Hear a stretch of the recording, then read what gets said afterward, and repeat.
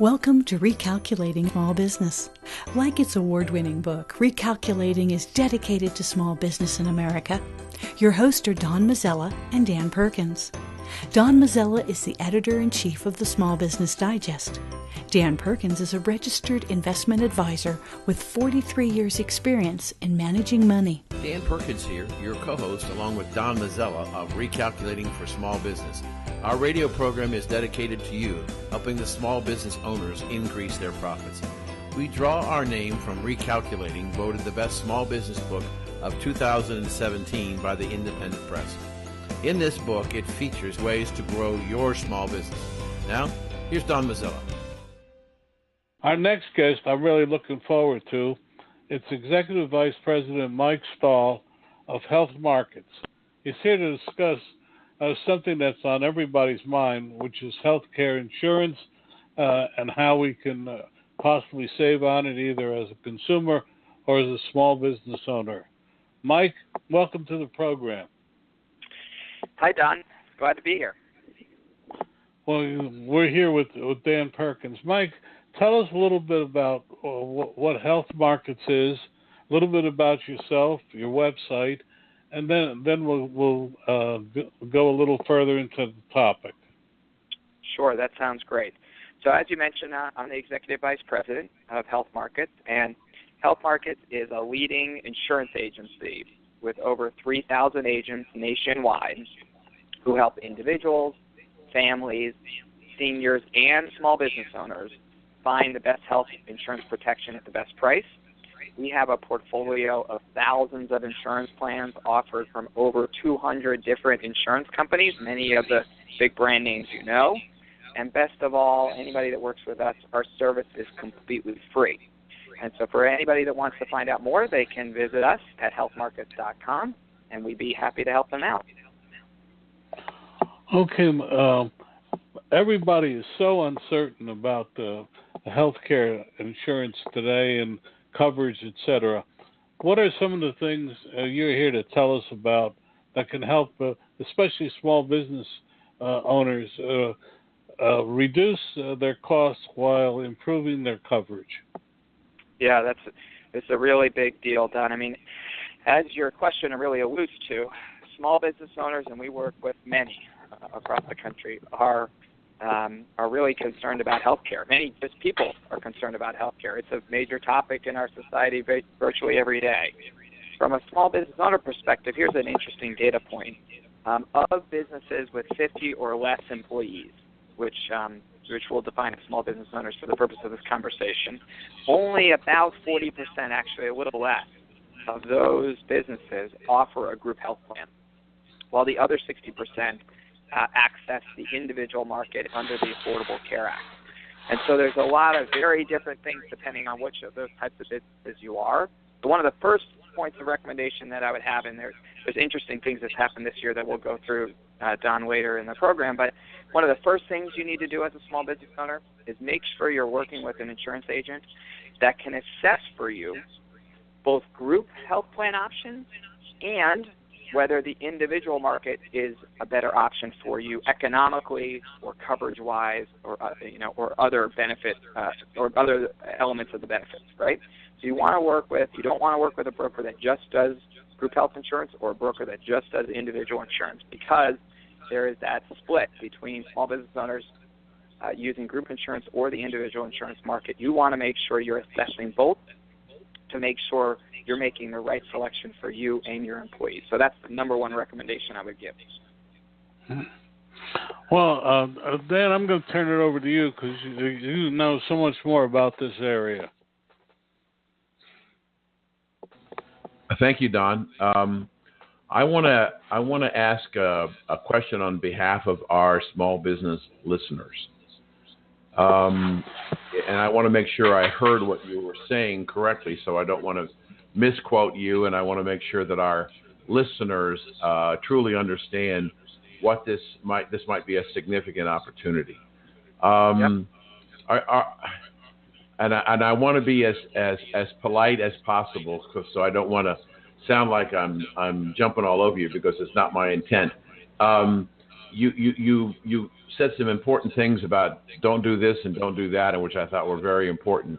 But let's go back to the basics. I've got a small business in that 50 or less, and I haven't, for a lot of reasons, mostly money, haven't been able to afford to provide a healthcare program for my employees, and they've gone out into the individual market through the Obama exchange to buy their policies, and they're seeing that they make too much money to qualify for a subsidy, so their cost is just astronomical.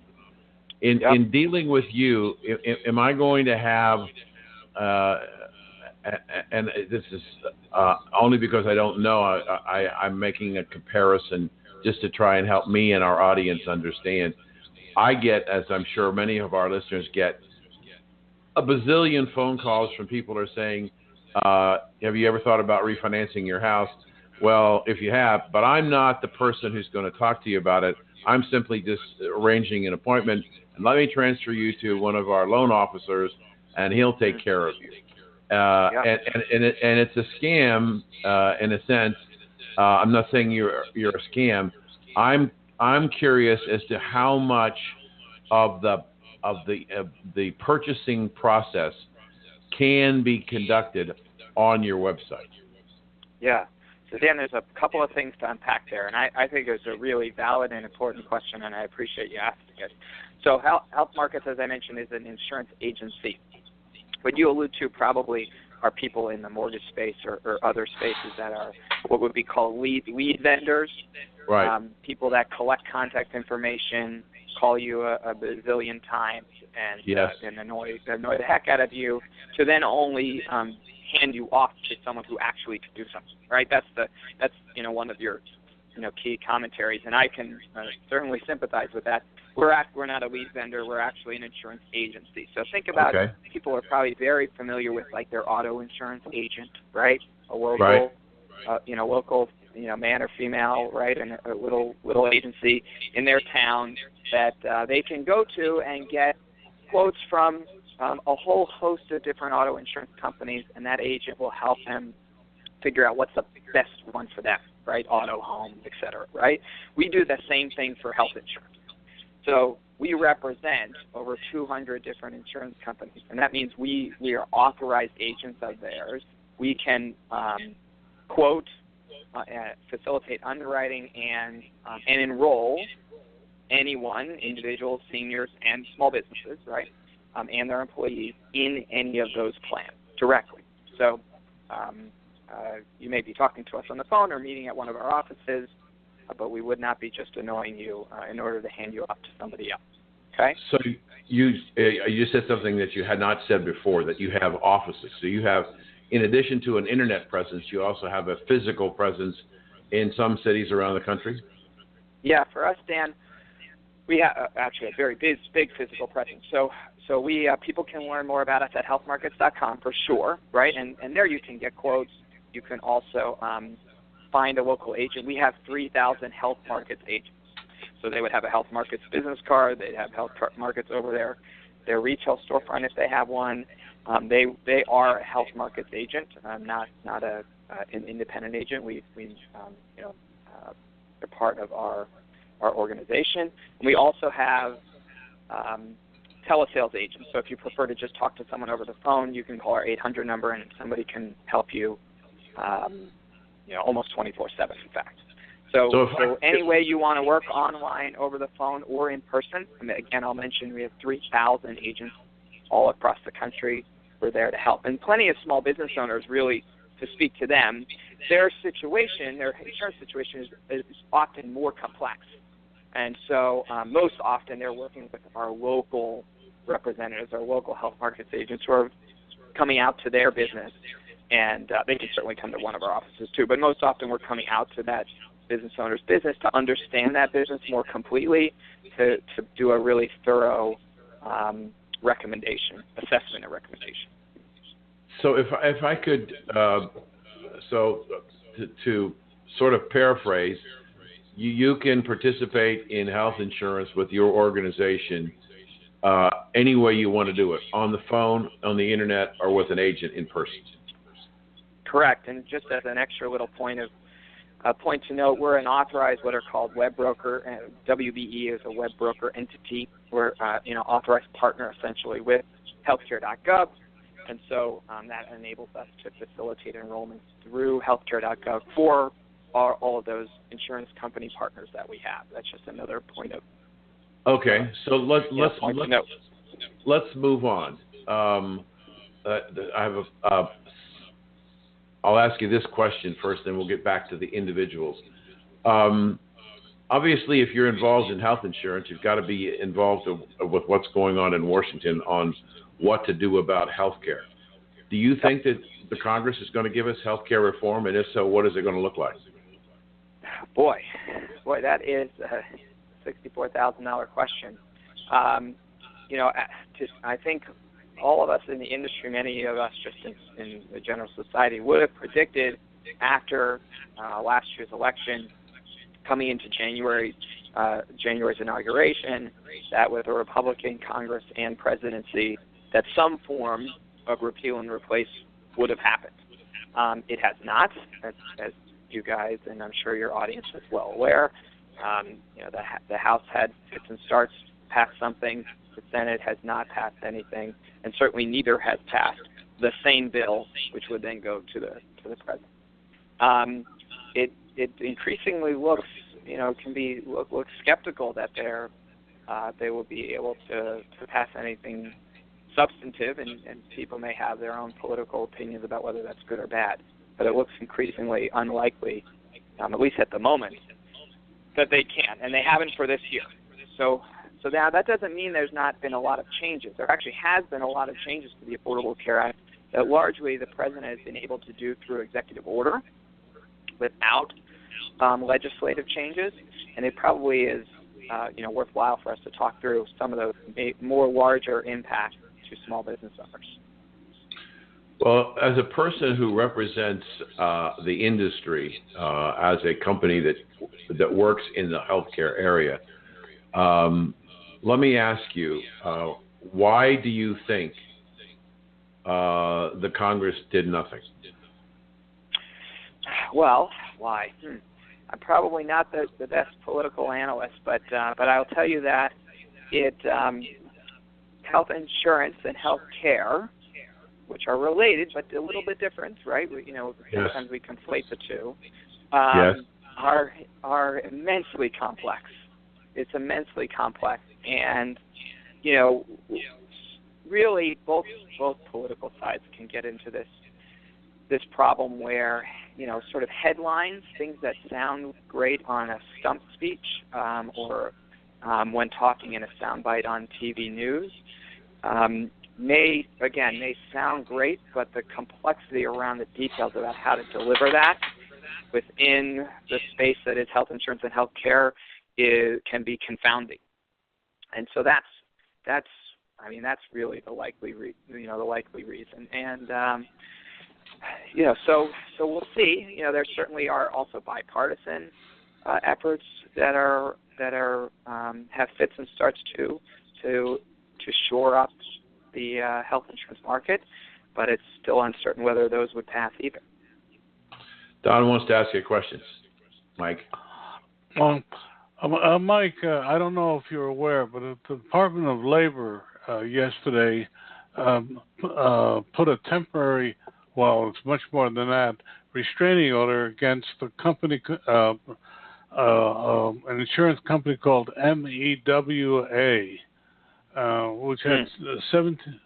I don't know if you're familiar with it or not, because instead of paying off members' claims, they siphoned it off to a Bermuda account. I don't know if you're familiar with that or not, but the question I have is, how does one decide as a consumer or a small business which insurance companies to use, and is there any way of checking? Yeah, that's a good question, Don. So I'm not familiar with that company nor the story that maybe just came out yesterday. So I apologize for that.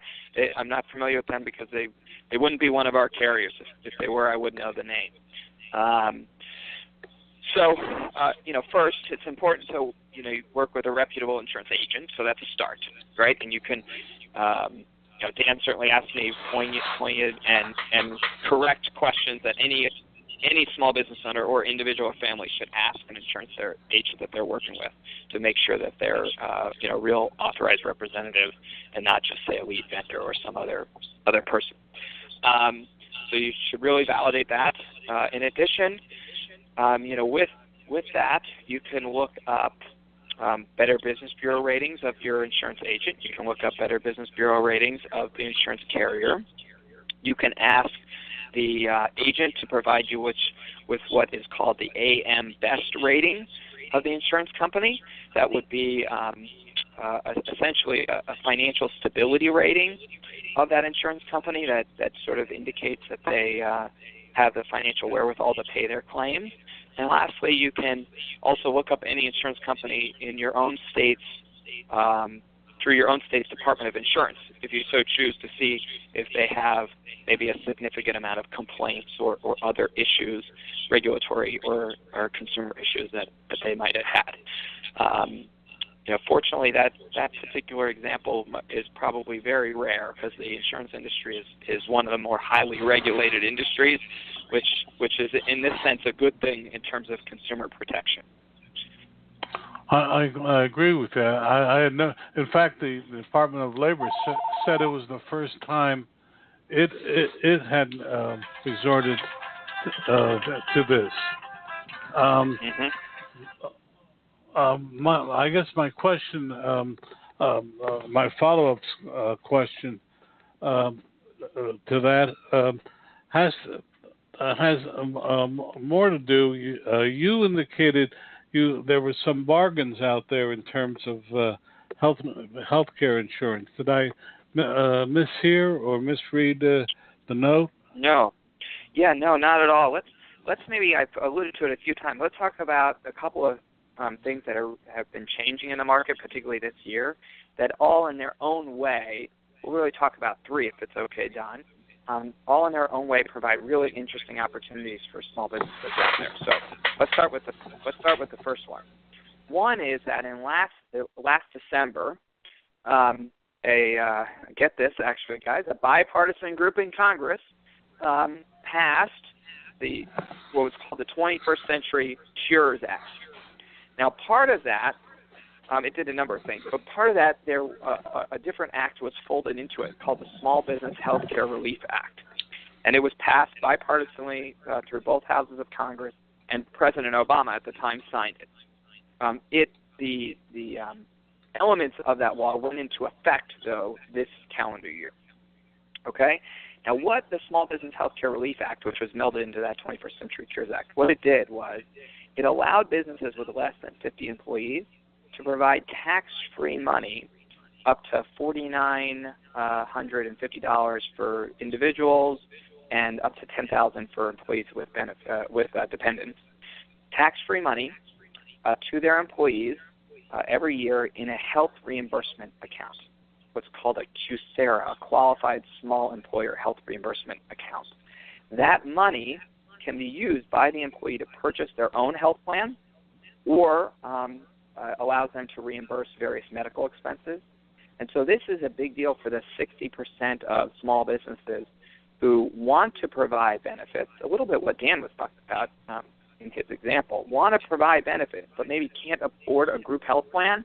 Now they can provide a form of tax-free monies that their employees can use, and they can use separate from a group plan, again, for buying their own individual plan or for medical expenses. And that's a new, valuable opportunity that many small businesses don't know about because it's part of it's melded into a complicated law that just went into effect this year. So that's first. Second, many employers that are offering a group plan, there's a newer option out there, a group plan option called level funded plans that are increasingly popular that you'll want your insurance agent to look into for you. So they essentially offer rebates if you have good claims experience, meaning you have a fairly healthy employee base that doesn't have a high utilization of health care. So that rebate essentially lowers your premium. And so again, if you have a pretty healthy workforce, and you offer a group plan or are considering a group plan, this is a really level-funded plans are a good option to consider because that rebate element will lower your premiums often pretty significantly. So that's the second one that I think a lot of your audience should consider. And the third is going back to the 60% of employers that are using the individual market. There's a number of changes that President Trump has made, again, through changes he could do outside of legislation that people need to be aware of. First, the open enrollment period is a lot shorter this year. It's essentially half the time. So in most states, the final deadline to get coverage for all of 2018 is December 15th. Okay? So people need to be aware it's only a few weeks away. December 15th is the final deadline. Second, the tax penalty, there's a lot of misinformation about this. The tax penalty in the individual market is still in effect. The IRS a few weeks ago put out a confirmation that they will enforce the tax penalty. Anybody that doesn't have the proper documentation of their health insurance under the mandate, their tax return will be rejected and they will be assessed the tax penalty. So there's some misinformation. We want to make sure your audience is aware that the IRS will do that. Okay? Second, there was a lot of talk about insurance companies exiting the market, and some have, but there actually are options in every single county in America. There was debate about whether that would be the case. When push came to shove, there are options in every single county in America. And then lastly, on this, and probably most interesting, and really Dan's question kind of also, speaks to this, so I'll sort of give some background, is premiums are a sort of a tale of two cities. For people who are subsidy eligible, premiums are, in fact, lower than ever because subsidies this year are higher than ever. And there's a lot of detail as to why that is mathematically. We could go into it if you guys like. But the story is premiums for subsidy-eligible people are lower than ever because subsidies are higher than ever. In fact, 99% of counties in America, there is, in fact, right now, there is a $0 premium option available, which I'll pause on because that's, a big, big deal. People would be astonished to hear that some people will be able to enroll in a health plan for $0 a month for free, which is a giant, giant deal. Now, on the other hand, this was what Dan alluded to, people that are non-subsidy eligible, that have a more significant income, they are experiencing premium increases that are a really hard hit to their pocketbook. So that's why it's a real tale of two cities. So for small businesses, many of them that we work with sort of have a mix of individuals. Often the owner, maybe some of the higher level employees might not be subsidy eligible, and they're feeling the brunt of those high premium increases.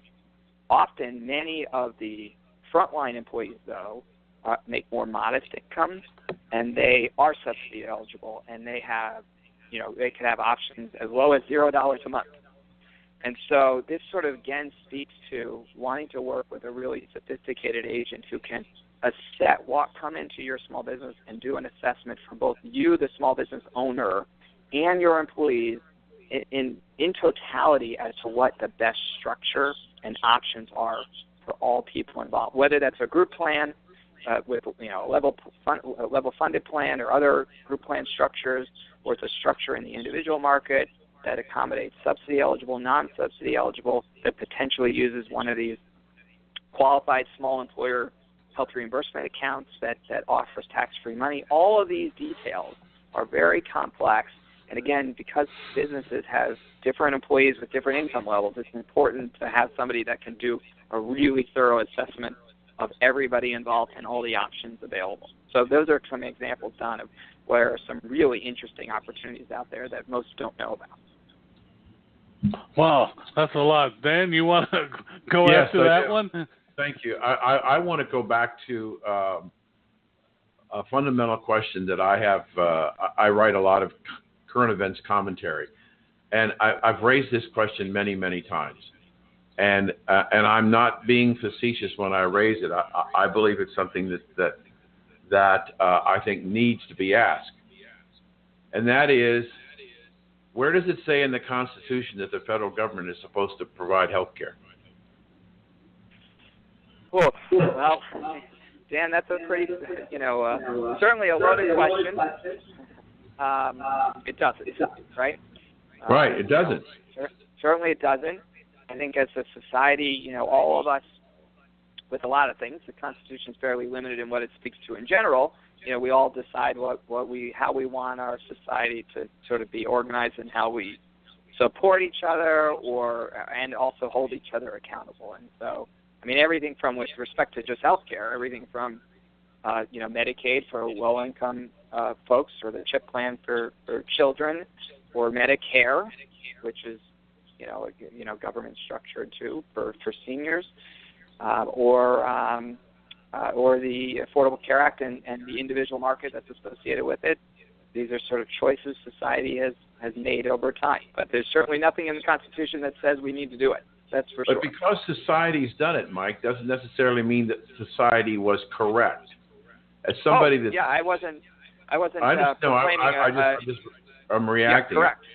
But as somebody who is yourself, somebody who is extensively involved in the healthcare marketplace, to me, the most important question that I can ask you as an expert on healthcare, do you believe that the quality of healthcare that we are receiving as Americans has increased, decreased, or stayed about the same under the Affordable Care Act?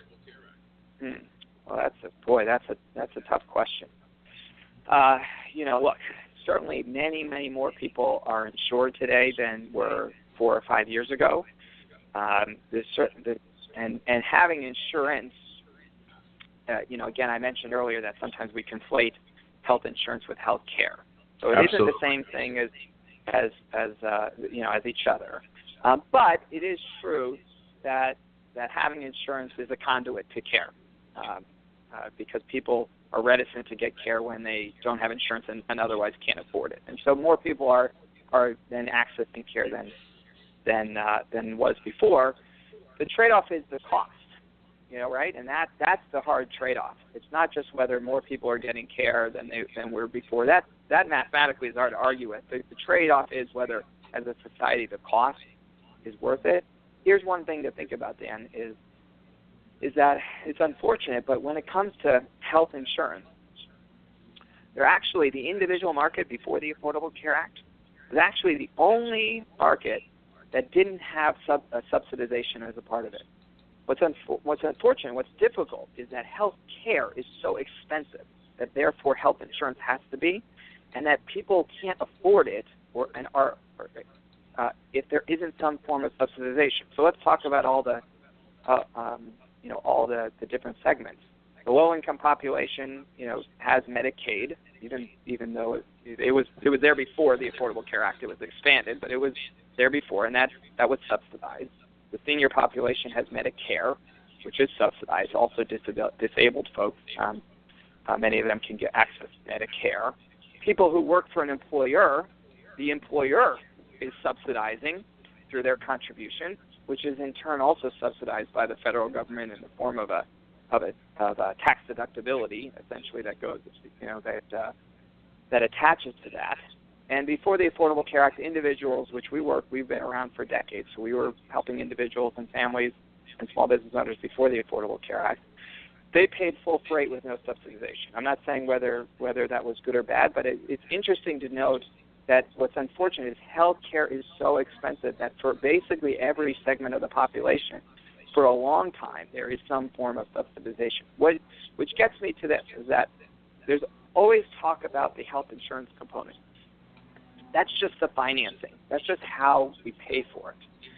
If we want to, in the long run, really attack quality care at an effective price, we have to really focus on the health care side and less about the health insurance side. And both political sides of the aisle struggle to get past the health insurance discussion and into the health care discussion. We have to figure out how to make it less costly to go to the doctor or the hospital. So that we have to work on how to make drug prices not increase at the clips that they have.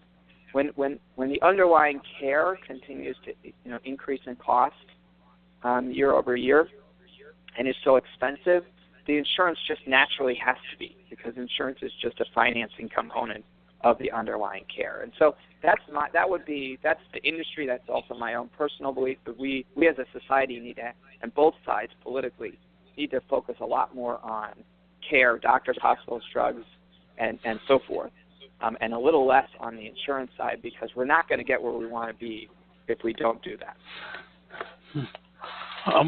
Mike, I hate to cut this off. It's been such an illuminating conversation. We were talking with Michael Stahl. He's the Executive Vice President of HealthMarkets. Mike, your site again, your website, and how people can reach you, your company, or anything else? Yeah, Don, we'd love to help really anybody out there, again, seniors, small business owners, individuals or families. And we work nationwide. Our service is completely free, and anybody can learn more about us at healthmarkets.com. But as we talked about earlier, we can work with you online, over the phone, or in person. Whichever way you want to work, we can help you out. Mike, it's really been illuminating. Great talking to you guys. Want to know more about health savings accounts for your company or yourself? Go to 2hsa.com and get a free employer's primer. Health savings accounts are a cost-effective way of offering health care benefits to your employees and yourself. HSAs build retirement funds for your employees, improve morale, and reduce your health care benefit cost. For a free employer guide to HSAs, go to 2hsa.com. That's 2hsa.com. Dan Perkins here from Recalculating.biz with your featured book.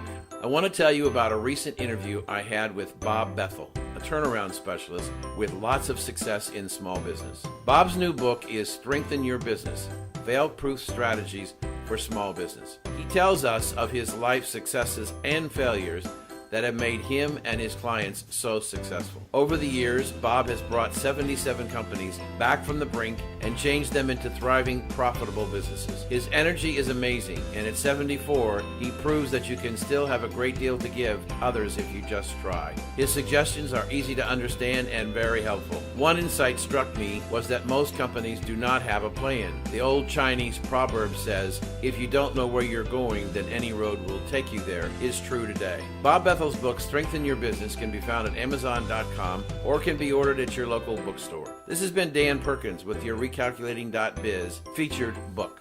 Dan, we have an exciting new guest now. Neel Grover is CEO of an unusual platform that should revolutionize online shopping. I found it fascinating, and I think our audience will as well. Neel Grover, welcome to the program. Thank you. Nice to be on. Neel, tell us about your product, your website, and a little bit about yourself before I turn it over to Dan. Sure. Well, thank you. I'll start with a little background on myself. I've been in e-commerce for the last 16 years. I competed with Amazon every one of those years, thankfully profitably for the last several of them. I ran a company called Buy.com for over 10 years. We had a great team. We went from losing $100 million a year to having multiple years of consecutive profitability, sold over $5 billion of products online. And, through that period of time, really saw how you really need to utilize your customers and to become your sales force for you. You need them to share through their word of mouth authentically how much they love your product. And that's a great way to save money on advertising, but more authentically get your message out. So with Indi, we created a new video platform really for brands to have a way to connect with their customers and then in turn turn their customers into a virtual sales force for them. And on the individual side, if you love a brand or you love a product, you can talk about that product. You can create a photo or a video, and you can add a product link associated with it. And if any of your friends or any of your connections or anyone you know sees that content and buys that product, you receive a commission. So we're really creating these micro influencers all performance-based, so it makes it very affordable for any company to get involved. And spell out your site. It's INDI. The website is INDI.com, or you can go to our apps and download our apps, which are INDI.com in the app stores. Dan, it's all yours. Thank you. As I said in the pre-show, I went to your website and I took a look at what you offer. And I really want to ask probably an off-the-wall question. But why wouldn't this platform, this technology, this service, be applicable to business communications? Oh, it absolutely is. No, it's at the most basic level, what we provide you is a completely branded video microsite with no competitive links or ads. So every business could use this. Today, really the options for businesses are YouTube or Vimeo, and I feel like they both lack certain things that are needed for businesses. And so what we came in with is a completely branded microsite. It has your look, your feel. It's fully embeddable into your website. It's completely brand safe. There's no advertising, no competitive advertising, no thumbs down, no trolls. And then from there, you have all the abilities to have that two-way engagement with your customer. You can ask them, how do they like your service? How can you make things better? But it's all done through video and photos, where we really believe the world is going to. People don't read as much, unfortunately, and we want to make it as easy for people to communicate with companies and get that real two-way engagement. So you're absolutely right. It's applicable for any brand, any company out there. Well, I was being selfish and thinking of Don and myself. One is for our recalculating. We get about 600,000 page views, downloads a month. And I was thinking about that. And then we're both authors of multiple books. And I was wondering if authors could use it to promote their books. Absolutely. Absolutely. Again, you could have a virtual book forum. You could ask your customers who've read the book to talk about the book, to ask you questions about the book. They could do their own reviews, and you could give away. We also have a whole contest platform that America's Got Talent uses as an example, but it's applicable all the way to no matter the size of the company. You could ask your readers to give the best review of the book. And the one that gets the best review, but is also then sharing it throughout social media, driving more awareness for your book, can win something. They can also add that product link. So if they're telling their friends about your book, if somebody buys it from Barnes & Noble or Amazon or directly from your site, that they then get a commission for that. So it's absolutely applicable for everything you're doing, and really any company, small or big. So how expensive is it to use your service? Great question. We've made it extremely affordable. You can come on, as long as you're okay having advertising, it's actually free to use the platform. Most brands have chosen not to have advertising because they have that option. And it only costs $500 to have 50 hours of content uploaded. So it's $500 for a full year's worth of content.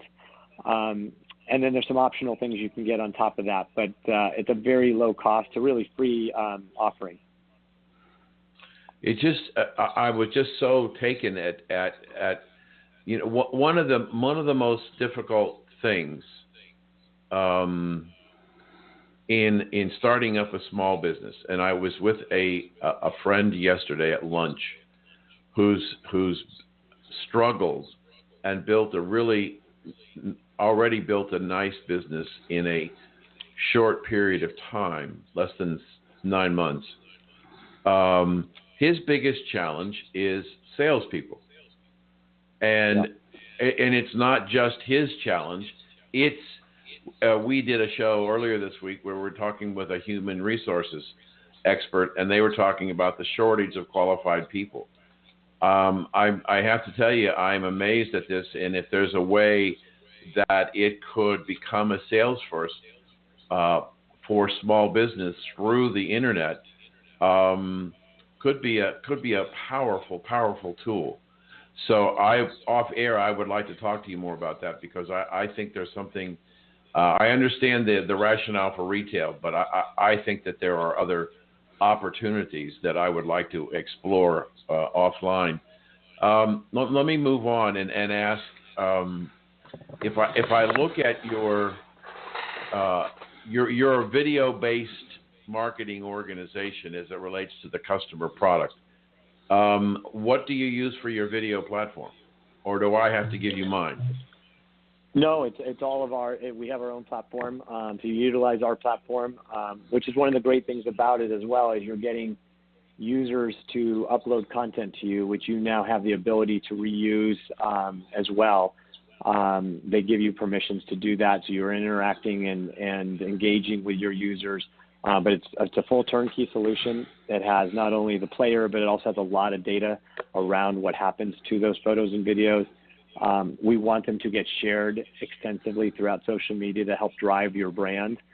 We've had over 100 million shares in the social media, shares and interactions in social media already.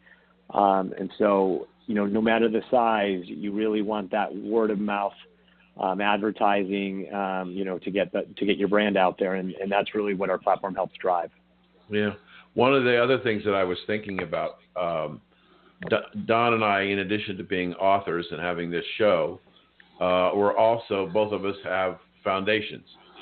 And I'm thinking about the nature of the way foundations are spending huge amount of money, I would think, for advertising, because the television stations are not giving them the money or the airtime for free.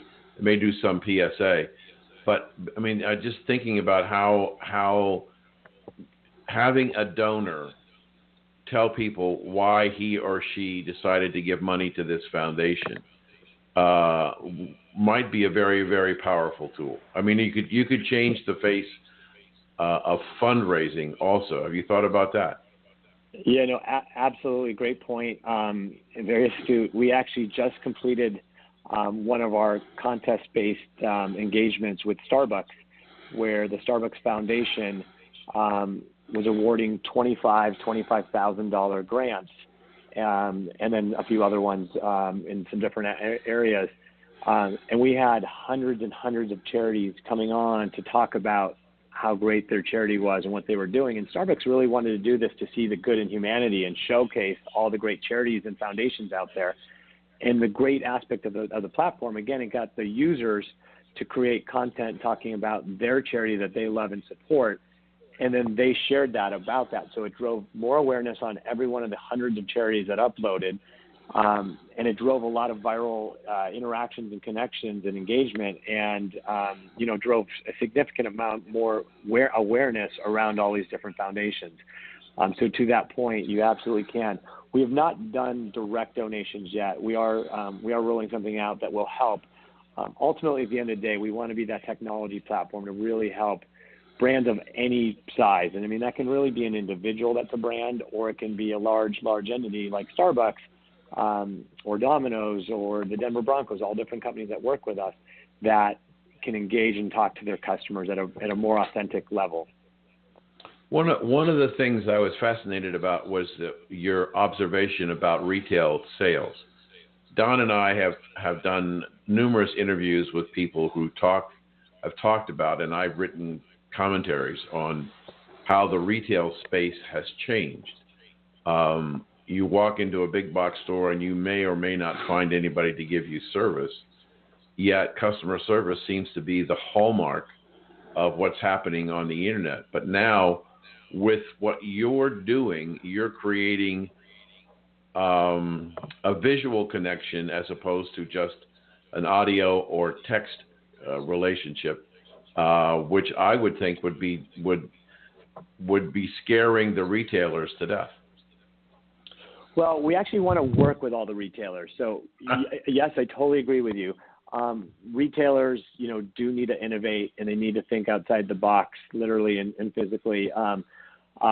We actually do have a couple of very large, multi-billion-dollar brick-and-mortar retailers that are launching on the platform that are, in addition to having their customers creating content, are asking their employees. And so they have personal shoppers, in store personal stylists, and they want to have them create content to actually help consumers online as well purchase. So we are seeing that. But again, to your point, retailers of all size, small or big, can now really utilize their employees, but more importantly, even their customers, to really help drive that innovation. And we do think that having a video or a photo, so some type of visual, just makes it that much more authentic and organic, which in today's world I think is so important for people to know. If I just wrote a blog or talked about something and said, I think this is a great product, that's one thing, and it can be very beneficial because the review could be very helpful.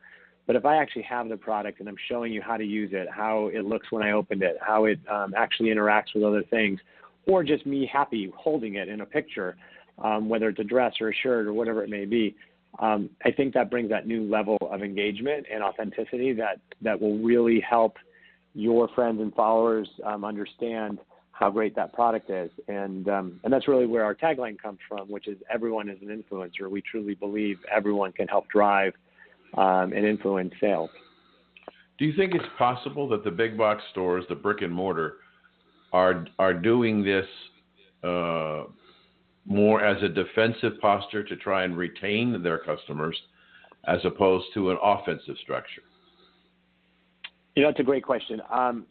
I think they are all realizing, some more slowly than others, that the world has changed dramatically. And this is a conversation that I've actually had with retailers for many years. As I mentioned, I've competed with Amazon for north of 15 years. They are the most formidable company out there. They do a tremendous job for the customer, and they really push everybody to think outside their limits. And I think some of the retailers are realizing that they need to change dramatically, and I think some are still a little bit more on the defensive side. So that's a great observation on your part. But, sooner or later they'll get there. It's just hopefully it's closer to the sooner than the later. Yeah, if your business model has been the same for 100 years, it's like the buggy whip people. They fought the automobile, but they didn't realize that their end was in sight, and they needed to change. And that's why I was asking. I wonder if a lot of the retailers are doing this for defensive natures, and which then raises the question: are they in this begrudgingly or enthusiastically? Yeah. So far, I'd say the ones that are doing it are really on the offensive and are doing it enthusiastically. It's been more of a, I really want to do it, or a wait and see. It hasn't been as much of a, well, I'm going to do it because I feel like I have to do it, but I don't really want to do it. Those that are involved, and we have a whole host of great brands rolling out here over the next few weeks in an ongoing pipeline. I think some are more innovative and want to lead the pack, and others are more in the wait-and-see world. I don't see too many going, well, we're going to do it and be defensive. I think those folks are more in the wait-and-see. We're very confident, and the retailers that are working with us are very confident that this is the avenue they need to go into, and so they're running fast to really be the leaders in this space. I mean, what we're doing is very different. We do want to light up your customers and your employees to become that virtual sales force. Dan, let me jump in here on a question that came across the computer. We're talking with Neel Grover, who's CEO of Indi, a platform that may revolutionize online shopping. But the question, Neel, that I just got was, how does your system really work? I'm someone that decides I want to create a channel, say for Dan's new book on Alzheimer for teenagers. I go to your site and purchase a channel, and then how do I upload? I mean, do I make my own videos? Can you just go through the process a little bit more detailed? Sure. That's the question. Sure. Yeah, no, you go to the site, you can create your own channel. We're very happy to help you get started as well. Once you create that channel, you put your banner image, your logo, make it look just like your website, however you want to design it. Then you upload your own content to start, just like you would, say, your YouTube channel, and upload that content. And then from there, it can really be however you want to go. You can keep it where it's only your content that you upload, and you want to have it where it's more of a one-way conversation. We think there's so much more that you should do than that. And that's really where you create these forums. We have a forum or a challenge, and you ask your users to upload content to you on the platform. And so they either upload to one of the forums where you're asking them a question, asking for their feedback, or you create a challenge like, give me the best review of my Alzheimer's book in 1 minute or less. And users upload that content, and then they're incentivized to then share that content throughout social media, because one of the ways they can win, and again, it's up to you how you want to set it, but the way we've set the back-end system is you can pick the one you like the most, which is called the judge's pick, or you can let really the social clout really drive the winners, which what that does is it really incentivizes your users to share that content. And as they share it throughout social media, we track all of that to give them a higher score. So it's both your content that you want to create, but more importantly, it's getting your users to create content and then sharing that throughout their networks. But but how do you edit what's going on there? How do you prevent the Russians from putting something on your channel that you don't want? Yeah, great question. Want? Great question. Because myself and our founding team, we've all been retailers for the last 15 plus years, as I mentioned. We built a lot of brand safety controls in every aspect of it. So once you ask your users to upload content, you can have a waiting queue, basically. So every piece of content is pre-approved before it goes live. You can also turn that off, but of all the content we've had uploaded so far, somebody at any of the brands' sites, or they've asked us to do it, has reviewed that content to make sure it's proper for their channel. Well, let me ask you this question. As a retailer, could I set up a booth in my store where after a person buys a product, you could invite them to make a comment right then and there in the store and automatically upload it? You should be working for retail. Absolutely. Yes, that would be more innovative than some, but that would be exactly and that's a great example. And that's in essence what we're working with folks on doing digitally. So once that product arrives at their house, they get a notification from the retailer in their post-purchase email asking them to upload a review, showcase that product, and if they're inclined to join the brand ambassador program, to promote it with the opportunity to create a sale and get paid a commission for that. So that's absolutely correct. Well, Dan, let me ask one more question. Okay. Let's say you and I, you're on this program, and we had created a channel on your platform where we went into this like for Skype, so the three of us would be on. Would that be something we would take 1 or 2 minutes from and then upload as well as an example?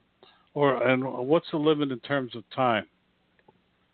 Yeah, it's really up to the channel owner again. So we give you a lot of flexibility. You can, it's really around what the audience is going to want to watch thereafter. Most people, really like bite-sized pieces of content. So unless you're running a film review or something to that effect, you'd probably want it to be 30 seconds to 2 minutes in length. Over that, it gets a little bit tough on people's attention span. Back to you, Dan. Thank you. As I was listening to your conversation with Don, it crossed my mind. Let's just say, for example, let's take a retailer, a big box store, who has relationships with hundreds of thousands, if not millions of customers. Many of them, or if not, they should be making contact with them through email. Why couldn't that retail store, that big box chain, take their email list and turn it into a marketing to drive people to their new video platform? That's absolutely part of the onboarding process for the big box retailers. I wouldn't say that everyone wants to turn every one of their customers on, although that's very much an option. So far, again, because we are very new, I'd say it's been let's take our top 20% of our customers, or let's take our really avid customers. But again, the great thing about this is every single person can be an influencer, and just similar to how Uber is using people's cars to drive others around, you're not sure who wants to be that influencer and create content for you, but the most important thing is they have that relationship with you and at the brand. And if they've purchased from you and they like your brand or they like the products that you sell, you should absolutely give them that opportunity to help drive sales for you. As I mentioned, everybody needs additional sales, and in the world today with competing with Amazon and others, it's so important. But they absolutely could invite every one of their customers to create content. Again, you're only paying if that content turns into a completed sale, and you're getting great advertising. You're also engaging your customers to really feel like they're a part of the organization. Well, I was just thinking in terms of coming into the Christmas season, which was the holiday shopping season, which was part of your promotional piece. But I was thinking, if I wanted to take my top 20, although I don't agree with that, I agree. I do understand that probably 80% of the sales come from 20% of the customers. But I also believe that in experience, that 20% can rotate and people in the 80% can move up to the 20%. But my point is, if I had, I'll just use an example. If I were Waterford Crystal and I had a Christmas ornament, which they do have, and I had an email list, I would take that email list and I would promote Waterford Crystal Christmas ornaments. But at the bottom, I would say, send this to your email list, and should anybody buy, you'll get an additional 10% or whatever the number is, so that Correct. You're trying to harvest their email list. Correct. Yeah, absolutely, and that's and we do have a couple retailers that are doing that as we speak. We'll be rolling out in the next few days doing that very thing. Okay. And you're very astute in that as well. But yes, it's exactly, again, to the point that everyone is an influencer, and you should give them all an opportunity to showcase how much they love your brand. So I don't know how much time we have left, Donna, because I got another area. This is the last question, Dan. Okay, this is going to be the last question. What about the implications in the 2018 midterm elections? Well, it's a great way to get the word out, and I think it's a very powerful tool for politics. If you're engaging with your constituents, and your constituents are passionate about you, you really want them to be promoting you, and it's an exactly perfect platform for that to happen. Or again, it's very authentic and organic, and it's not based on advertisements out there that you're not sure who's creating the content or not, but it's based on potentially somebody or trust, and it will really help drive that viral effect of that message. And so we think it could be a pretty powerful platform for it. I agree. We're talking with Neel Grover, CEO of Indi, Indi.com. That's INDI. Want to know more about health savings accounts for your company or yourself? Go to 2hsa.com and get a free employer's primer. Health savings accounts are a cost-effective way of offering health care benefits to your employees and yourself. HSAs build retirement funds for your employees, improve morale, and reduce your health care benefit cost. For a free employer guide to HSAs, go to 2hsa.com. That's 2hsa.com. Dan Perkins here from Recalculating.biz with your featured book. I want to tell you about a recent interview I had with Bob Bethel, a turnaround specialist with lots of success in small business. Bob's new book is Strengthen Your Business, Fail-Proof Strategies for Small Business. He tells us of his life successes and failures that have made him and his clients so successful. His suggestions are easy to understand and very helpful. One insight struck me was that most companies do not have a plan. The old Chinese proverb says, if you don't know where you're going, then any road will take you there, is true today. Bob Bethel's book, Strengthen Your Business, can be found at Amazon.com or can be ordered at your local bookstore. Thank you for being with us today. From Don Mazzella and Dan Perkins. Thank you for joining us on Recalculating. We hope the information you received on today's episode was helpful to you in starting and growing your business. Please go to our website, recalculating.biz, to contact us, to listen to past shows, and see special offers. Until next time, remember, if you grow, we grow. Join us next week for more helpful ideas to make your business a great success. Recalculating, a program designed to help you be successful.